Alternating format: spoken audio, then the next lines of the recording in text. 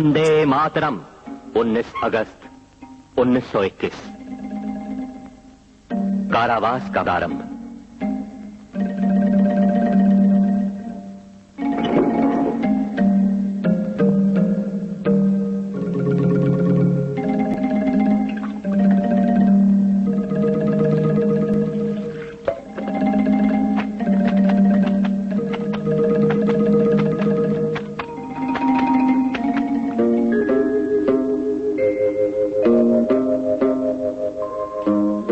आज तक जो पढ़ा, देखा और अनुभव किया, उसी पर गंभीरता से चिंतन। अब तक के किए हुए कार्य का सिंहावलोकन।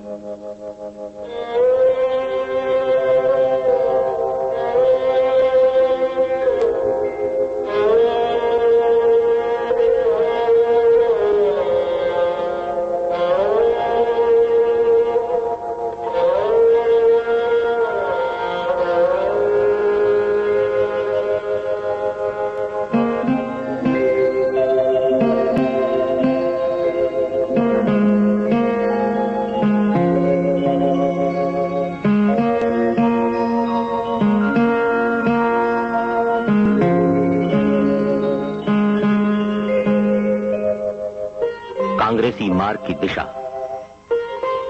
खिलाफत आंदोलन के दुष्परिणाम, मोपलों के अत्याचार, इन सब घटनाओं का देश के भविष्य पर प्रभाव।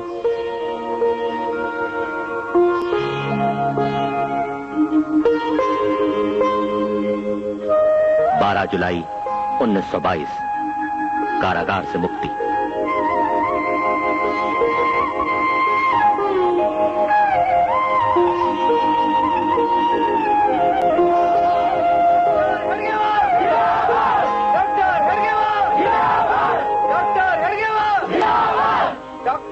नागपुर के वेंकटेश थिएटर में डॉक्टर हेडगेवार का सम्मान। पंडित मोतीलाल नेहरू, विट्ठल भाई पटेल, हकीम अजमल खां, डॉक्टर अंसारी, राजा जी, नारायण भास्कर खरे आदि नेताओं की उपस्थिति में डॉक्टर साहब को मालाएं पहनाई जाती हैं।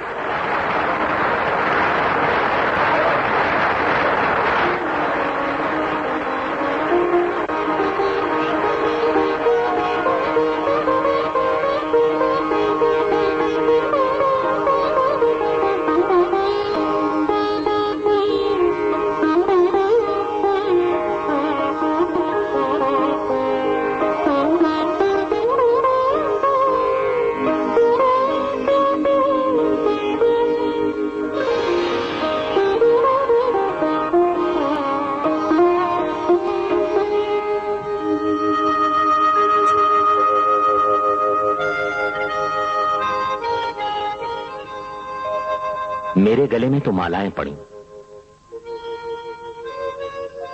पर इससे देश को क्या लाभ हुआ? देशभक्ति के विचार, मित्रों के साथ चर्चा, अंतःकरण में बढ़ता असंतोष, कुछ कर गुजरने की प्रबल इच्छा और साहसिक कार्य करने की उत्कंठा तरुण जोशीले केशव के समक्ष एक आह्वान था। दौरा, प्रवास और स्वातंत्र वीर सावरकर जी के साथ चर्चा। सार्वजनिक आंदोलन क्षणिक और अस्थायी। सशस्त्र क्रांति का मार्ग न संभलने वाला। हिंदू मुस्लिम एकता एक भ्रम। अपने राष्ट्र के अमर अस्तित्व का मर्म जानकर सुसंगठित सामर्थ्यशाली हिंदू समाज का पुनः निर्माण आज यज्ञ कुंड रिक्त है, शांत है। ये ज्वाला पुनः कैसे प्रज्वलित होगी? ध्येय और निष्ठाओं को नष्ट करने वाली इस आंधी में कौन जगाएगा ज्वाला?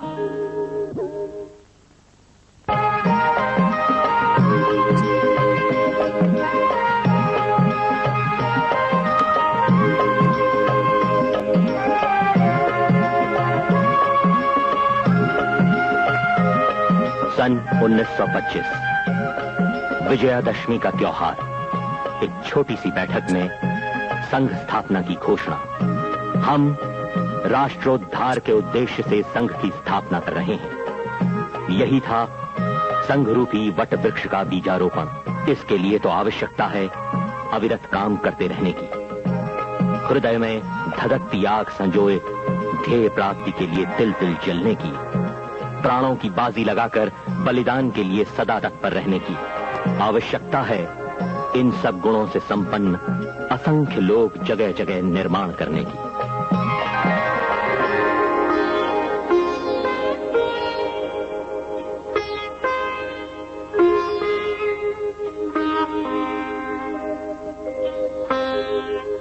गीली मिट्टी की तरह बचपन में ही छात्रों को आकार देना है, ढालना है। अपने महान कार्य का लक्ष्य सामने रखकर कार्यस्थल सालूबाई मोहिते का पुराना निर्जन बाड़ा, एक खंडहर जैसा ईंट और पत्थरों से भरा।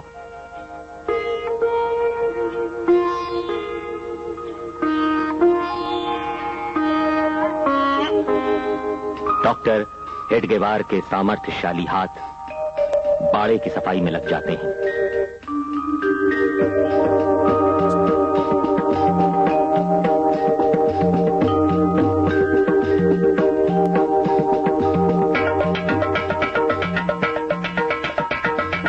ईंट पत्थर दूर फेंके जाने लगे। डॉक्टर साहब की सहायता के लिए धीरे धीरे सभी जुट गए।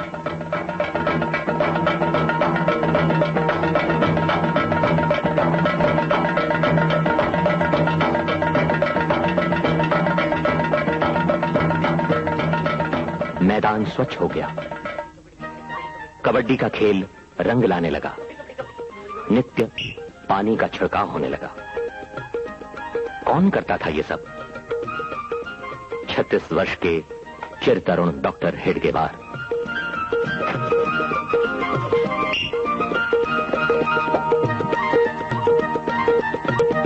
कबड्डी कबड्डी कबड्डी कबड्डी कबड्डी कबड्डी कबड्डी कबड्डी कबड्डी कबड्डी कबड्डी कबड्डी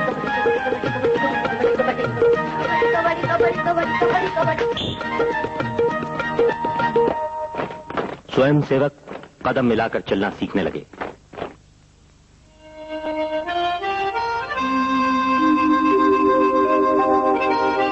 संघ के काम के लिए समय देते हो? कितने मित्रों को शाखा पर लाए? स्वयं सेवकों के घर जाते हो ना? पढ़ाई कैसी चल रही है? बुद्धिमान, पढ़ने वाले होशियार बच्चे शाखा पर आते हैं। ऐसा सबको दिखना चाहिए। माँ बाप की शिकायत नहीं आनी चाहिए।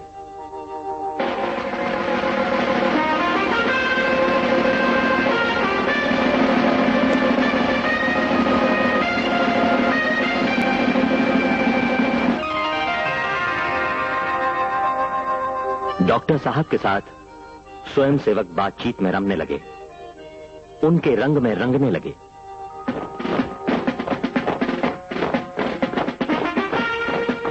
लाठी, खड्ग, छुरिका, योग चाप, संचलन आदि कार्यक्रम सुचारू रूप से होने लगे।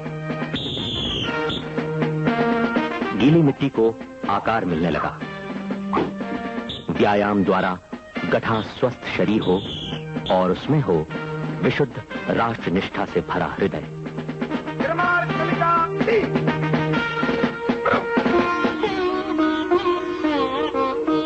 आज हम में से कोई बीमार है? शाखा में नहीं आया है? चलो उसे देखने चलें। प्रेम से उसकी पूछताछ करें, उससे पारिवारिक आत्मीयता का संबंध जोड़ें। शाखा यशस्वी रूप से चलाने का तंत्र स्वयं सेवकों को अपने आप समझ में आने लगा।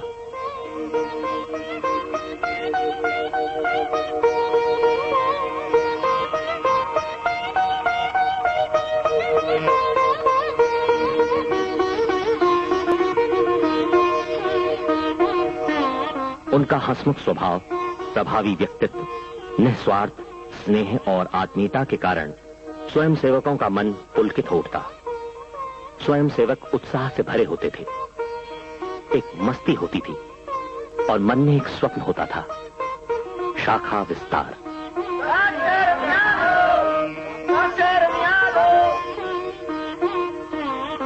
छुट्टी का दिन हो या अवकाश के क्षण, डॉक्टर जी के निवास स्थान पर स्वयंसेवक खींचे चले आते थे। बैठक जमती थी, पूछताछ प्रारंभ हो जाती थी।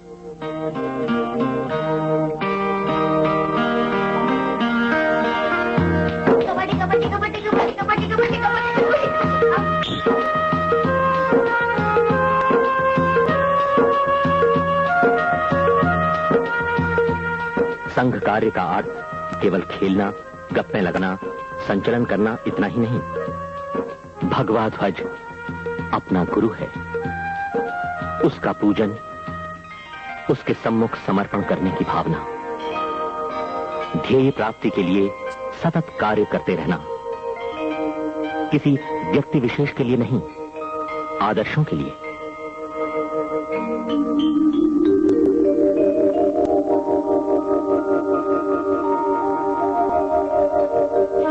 चैतन्यमय संघ स्थान, वहां विकसित होने वाले असंख्य मूल्यवान जीवन।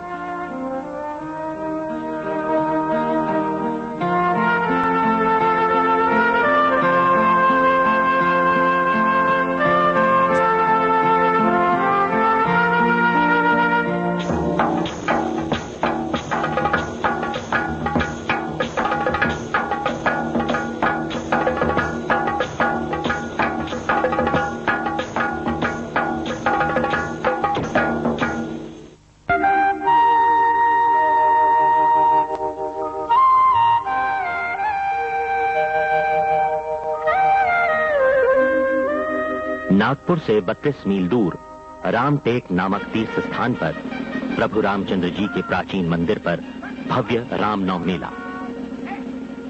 संघ के स्वयं सेवकों द्वारा उचित व्यवस्था, हिंदू मंदिरों की पवित्रता की रक्षा, वहां अनुशासन तथा नई नई स्थापित संघ शाखाओं की लोगों को जानकारी।